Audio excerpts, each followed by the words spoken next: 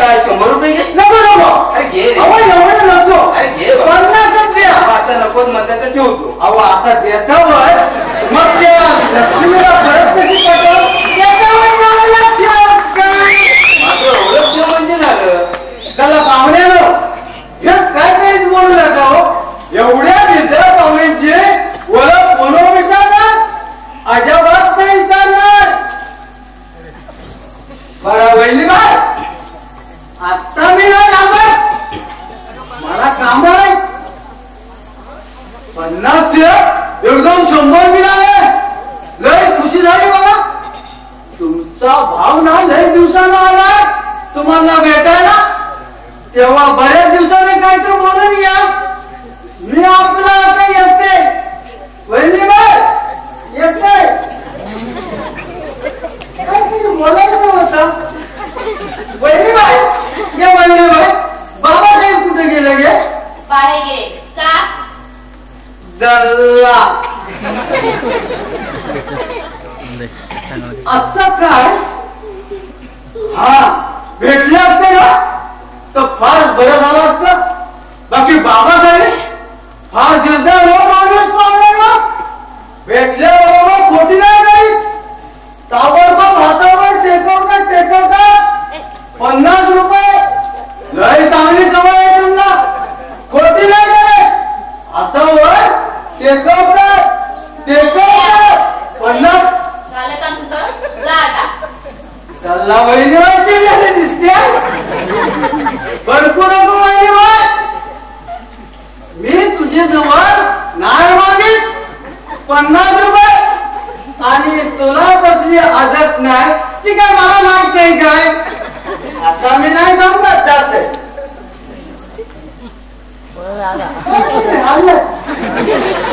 वहिनीबाई वहिनीबाई मी काही गेलो आहे माळीवर आहे. तुला काय नसतं चौकशा. आता असं काहीतरीच काम होतेस वहिनीबाई. आता तो माझा बालपणीचा दोषदार नाही काय. आता त्याची चौकशी मी नाही करणार तर कोण करणार. बघा आता मी जाते. आता नाही थांबणार. नाही काहीतरी पाहुणे नो. अहो पाहुणे नो. मी मला विचारलं नाही आणि तुम्ही सुद्धा मला विसरू नका. ठीक आहे. माझं नाव भोगऱ्या भागवती भोगरे. ध्यानात ठेवा. येते मी. वहिनीबाई येते. अरुण तू कशाला आज इथे. नंदा तुला हा प्रश्न तू मला विचारतेस. अगं मी तुझा भाऊ आहे. इतक्या दिवसांनी माझ्या बहिणीला भेटायला आलो आणि मधले भाऊ म्हणायला इतके दिवस होता कुठे तू. माझ्या लग्नात तू आला नाहीस ना. खरं आहे तुझं. अगं मामांच्या नेहमीच्या कटकटीला कंटाळून मी मुंबईला गेलो आणि तिथे एका मित्राच्या ओळखीने कारखान्यात नोकरी करू लागलो. 6-7 महिने चांगले गेले आणि तिथेही माझं दुर्दैव आडवं आलं. कारखान्यातील महत्वाचे मशीन पार्ट चोरीला गेले आणि तो चोरीचा आळ माझ्यावर आला. कारण ज्याने मला नोकरी मिळवून दिली होती त्याने ती चोरी केली होती आणि त्याच्याच घरात तो माल सापडला होता. अर्थात त्याच्या बरोबर मला सुद्धा गुन्हेगार म्हणून पकडलं होतं पोलिसांनी. शेवटी 3 वर्षाची शिक्षा झाली. 8 दिवसापूर्वी सुटून आलो तुरुंगातून. अगं तुरुंगातून बाहेर पडता तुझ्या आठवणीने मामाकडे गेलो. तिथं कळलं तुझं लग्न झालं म्हणून पत्र शोधत इथे आलो. अरे काय सांगतोस काय. सत्य आहे का हे. होय नंदा हे सत्य आहे. अगं वेळ आहे. माझ्या एकूण एक बहिणीचं मी खोटं बोलेन का. तुरुंगात असताना फार फार आठवण येत होती तुझी. 4-5 वेळा पत्र लिहिण्याचा प्रयत्न सुद्धा केला पण ती सगळी पत्रे अर्धवट लिहून फाडून टाकली. कारण मी तुरुंगाचा एक कळलं तर दुःखी होशील म्हणून. तू तिकडे मुंबईला आणि मी इकडे मामा मामीकडे. तुझी नुसती आठवण तरी काढली ना तरी मामा मामी शिव्याचा वर्षाव करायचे. माझ्याकडे गप्प राहण्यापैकी काहीच पर्याय नव्हता. मामा मी कसे येते. 6 महिने झाले लग्नाला पण तू दोघांपैकी एक सुद्धा नाही मला विचारायला. कसे आहेत ते? बरे आहेत ना? नंदा, तुझी अडचण गेल्यापासून मामा मामी एकदम आनंदात आहे. पण नंदा, तुझे पतिराज कुठे दिसत नाही. म्हटलं इथेच असतात की नोकरीनिमित्त मुंबईला? ते आहेत ना, इथेच आहेत, माळीला आहेत. अरुण तू बस ना, तुझा पाणी आणते.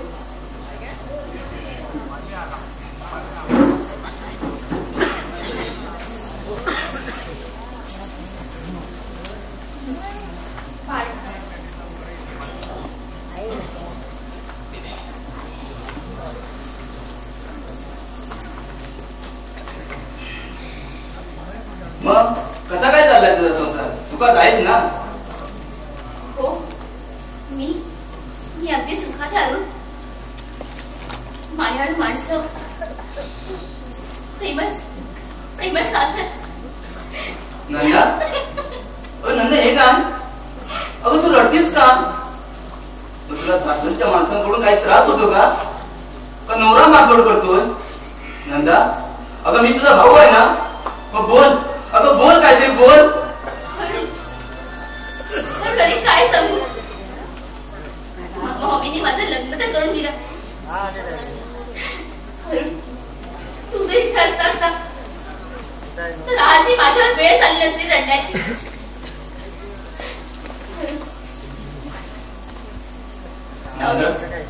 हे सगळे माझ्याच नशिबाचे भोग आहेत.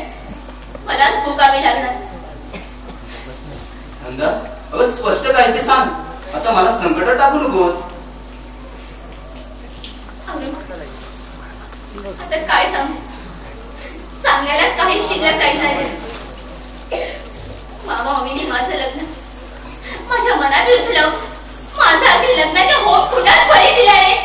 अगं त्याने जबरदस्ती केली असेल तुझ्यावर, पण तू कशी तयार झालीस? विरोध का नाही केलास? अरे माझ्या विरुद्ध किंमत होतीच कुठे? मामा मामीला हे लग्न अगदीच फुकटात पडलं. कारण सगळा खर्च मुलाच्या वडिलांनी केला होता.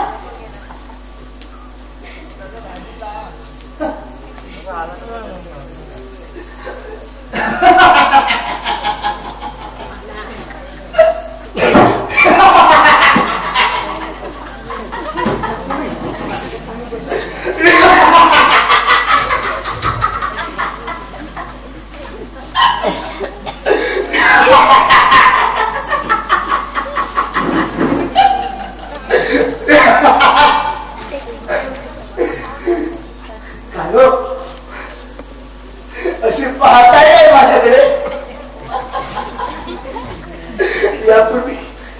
यापूर्वी मला कधी पाहिलं नाही का? नाही, आज प्रथमच पाहतोय. पण पाहता क्षणी फार मोठा धक्का बसलाय. त्यात काय हो एवढं? धक्का हा लागायचा.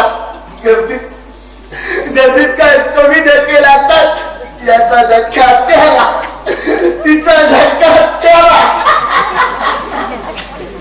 पण काय हो, तुम्ही कुणाला भेटायला? मला बाबांना रुपयेच टाकली. यापैकी कुणालाच नाही. मी माझ्या बहिणीला भेटायला आलो. काय सांगताय काय? तुमची बहीण आणि आमच्या घरात ती कशाला येईल होतं? आलं लक्षात.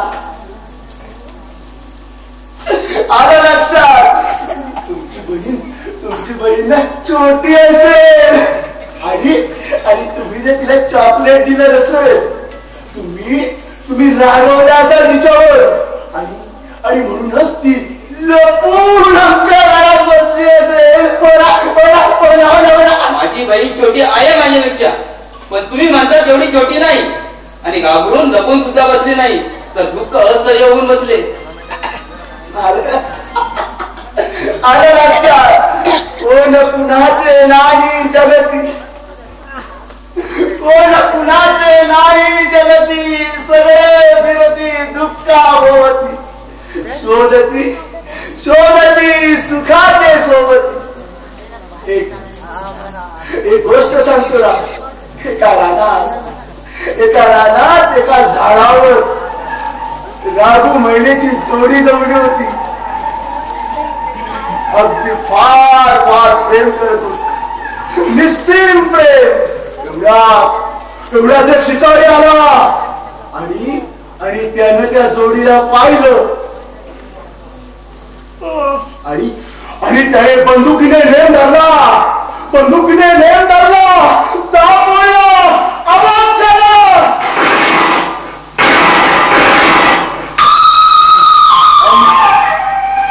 आणि त्या बंदुकीच्या गोळीने बिचारा महिनेचा प्राण घेतला. तिच्या दोन्ही पाय रक्ताच्या धारात पडला. ते दृश्य पाहून तो राघू कसा रडला आणि तो शिकारी मात्र उन्मादाने हसत राहिला. तो राघू तो मात्र रडतच राहिला. ही दुनिया पैसेवाल्यांची, सत्ताधाऱ्यांची दुनिया पैसेवाल्यांची.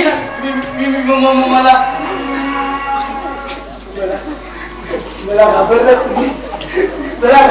तुम्ही.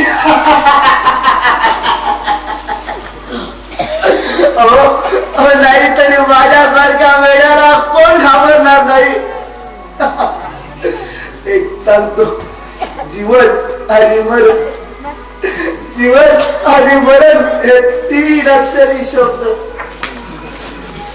मात्र फार वेगळे. जीवन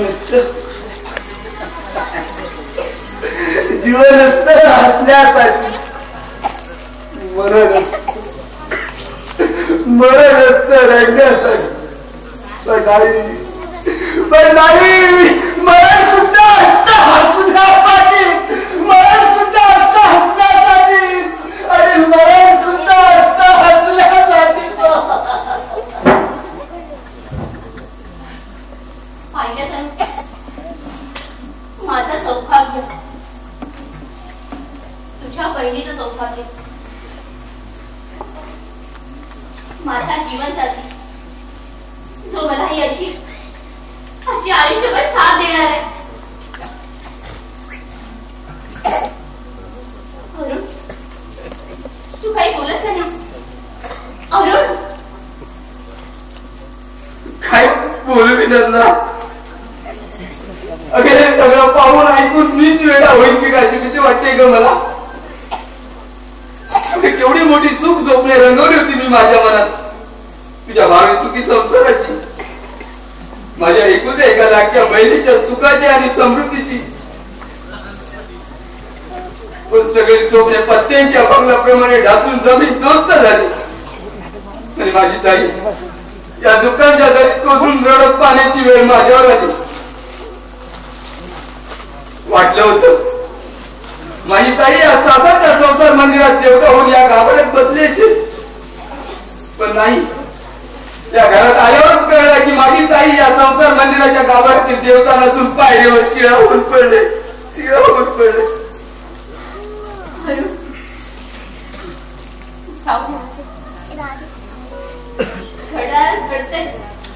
त्याला फोन काय करणार, त्याचा काहीच उपयोग नाही. अरुण, आणि तू चहा तरी घे. नको ताई, अगं तुझ्या संसाराचा कडवटपणा पाहून साखरेचा चहा कसा गोड लागेल. ज्यावेळी तू या घरात आनंदाने संसार करशील ना तेव्हाच चहा घेईन. चहाच काय, यापुढे पाणी पिण्याची सुद्धा इच्छा नाही माझी या घरात. किती मोठ्या आशेने आलो तुम्ही माझ्या ताईला भेटायला, पण नाही. आज मी निराशपणाने मी तुझा निरोप घेतो.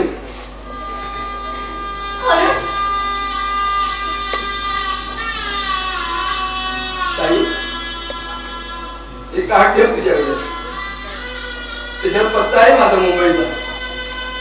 उद्या मी परत मुंबईला जाणार आहे. जर इथे जास्तच छळ होऊ लागला तर ताबडतोब फोन कर मला. करशील ना ग फोन?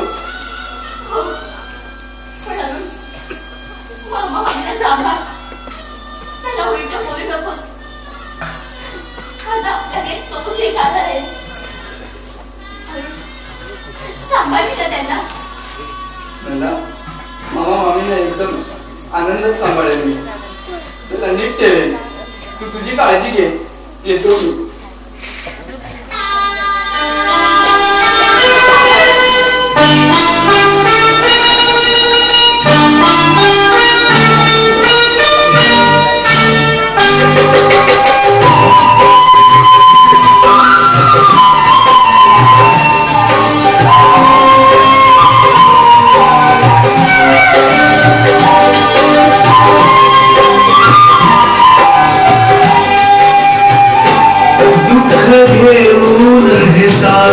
उठदाशी कशी दूर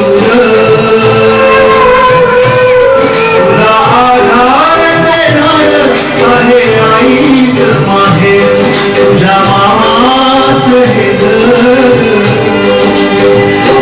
दुःख घेऊन हे चालू उठदाशी कशी दूर तुला आधार देणार आहे आई माहे तुझ्या मामात हे घर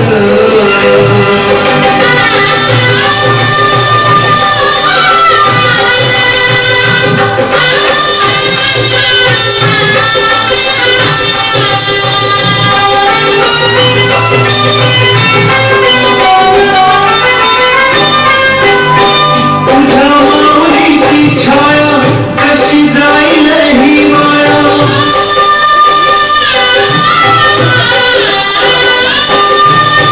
तुझ्या माऊलीची छाया कशी जाईल ही माया तिच्या पुण्याईन इथं दे मायेचा भूर तुला आधार देणार आहे आईच माहेर तुझ्या मामाच हे घर तुझ्या मामाच हे घर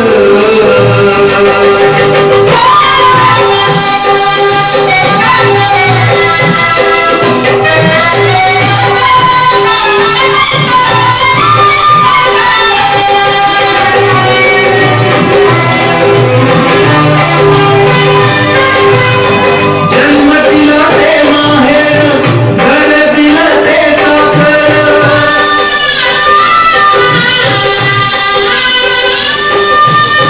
जन्म दिला ते माहेर घर दिलं ते सासर साता जन्मी ते हे फेर रेशमात घाल तुला आधार देणार आहे आईच माहेर तुझ्या मामात हे घर तुझ्या मामात हे घर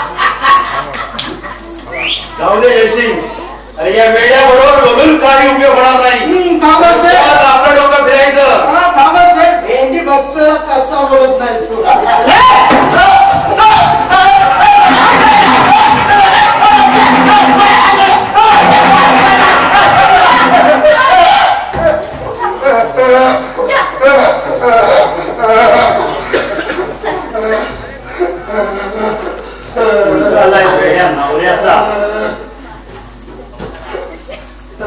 का मारत आहे तुम्ही? त्याने तुमचं काय केलंय? कोण समजतं कोणी स्वतःला? वेड्याची वेडी तर बघ हे बघ एवढा सगळा नकरा आहे ना तुझा, त्या किरण समोर दाखवू नकोस. एका सटक्यात हा सगळा नकरा उतरवून टाकेल तुझा. किरण म्हणतात मला. किरण तर एवढ्या गावात कुणाची हिंमत नाहीये माझी मान वर करून बोलण्याची. ते तर तुझी काय बात. अरे जा रे, तुझी हुशारी ना तुझ्याकडे दाखवायची, इथे माझ्याकडे चालणार नाही. तुला वाटलं असेल वेड्याची वेडी आहे म्हणून, पण लक्षात ठेव वेळ पडली तर घरी नागीमध्ये जाऊ शकेल तुला. किरण से कोंबडी जास्तच भरपूर झालं हो. वेळेवर याची पिशे काढावं लागतील. अरे काय माकडा, गावकरी चमचा तुमची तीर्थ समजून पिणारा असं बघतोस काय? डोळे फोडून टाकील. हे कोण कोण सांभाळून बोलायचं, कोण सांभाळून बोलायचं. नाहीतर तू एक बाई आहेस ना याचा विचार न करता इथे हार पार करून टाकेल तुला. मग त्या अगोदर हातात बांगडा घेऊन ये जा. बांगड्या भरण्याची गोष्टी करते सारे बांगड्याच काय, पण तुझी या पुढे काय हालत करतो ना ते दिसेल तुला.